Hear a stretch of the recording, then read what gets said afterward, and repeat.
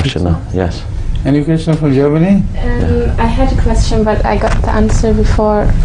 Not all of it. It's that there's a hadith as well that a baby can become 120 days old and then it have a soul. And my question was that what happens to the babies if they die before they're already almost born, if they come to paradise? Because there's also a saying that Abraham is taking care of the children. No, I have answered this question many times, but in this particular question I think you require to know the difference between an embryo which is wasted before 120 days when the spirit is breathed into it. Is that what you mean? Yes. And the stage, embryonic stage for which follows. Strangely, only yesterday or the day before in Hartlepool, a young man asked the same question exactly. The fact is that as long as the fertilization has taken place, the whatever results is live. It has life. There is no doubt about that. So when it is said that the spirit will be breathed into that, which means it's over and above the properties of life, which are shared by all animals alike, including humans.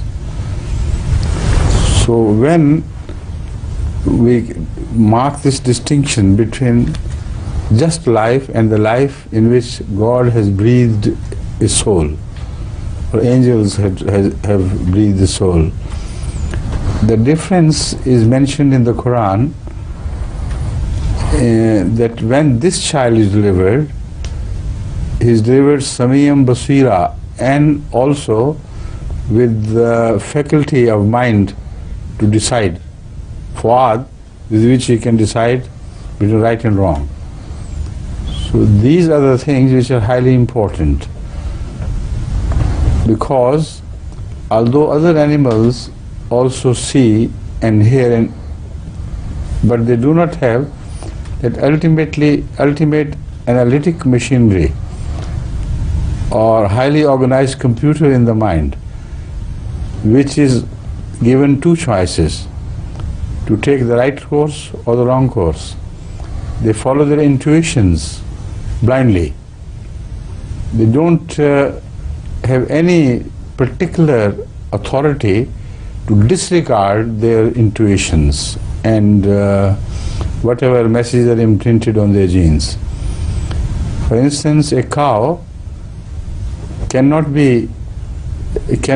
eat the flesh of animals, and it would not. It would die of hunger rather than eating the flesh.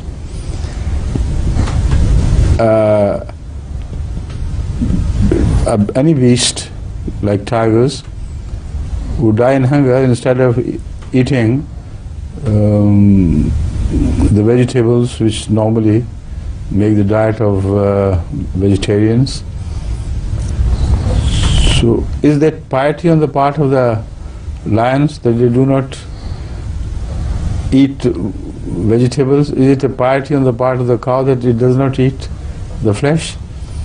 So the decision making is done in a very vague way. The decision making has a very small area of decision, and the larger options between this and that are not provided to them, nor they have been given the instruments to be used for both options. They are not given teeth like humans, which are similar to the teeth of vegetarians as well as to those who are canine, who eat flesh and so on. So that's just one small example. But far more than that, when we talk of human life as compared to the non-human life, you find a distinction in human life of going beyond its small boundaries.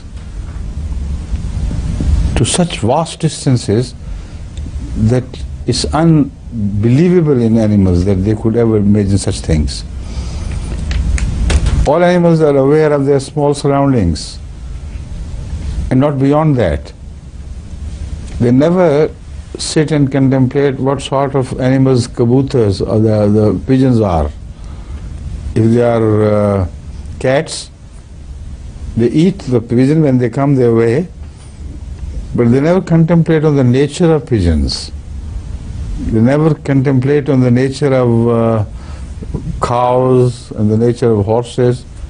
Can you imagine a cat sitting in a corner and imagining what sort of thing horses are? Or trying to experiment on worms. And more than that, no animal can think of beings which are completely beyond their normal way of life, which never cross their normal way of life. Like angels, like Satan and things. And they cannot conceive of any world beyond their own world. Even an animal born in a jungle of Africa could not even dream of other parts of Africa to which it belongs. But to think of an animal contemplating the world map and other continents that exist, it's absolutely beyond those animals, however developed they may be. But among humans, you find this distinction.